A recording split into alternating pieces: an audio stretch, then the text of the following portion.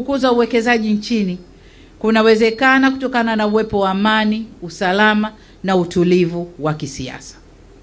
Ndiyo maana uwekezaji nchini unakuwa. Nilikuwa nazungumza na mwekezaji hapa. Hoteli nyingine 2 atazifungua kama alivyotuambia.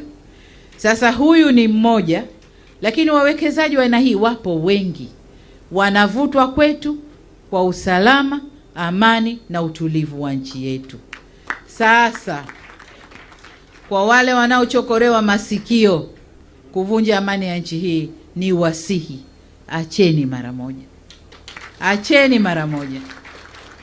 Amani ikichafuka haichagui. Haichagui. Na tuulizeni sisi wa upande wa pili. Ilipochafuka amani Dar es Salaam tu pale, nenda kaulize vijana kama leo wanataka kuingia njiani. Hakuna anayetamani.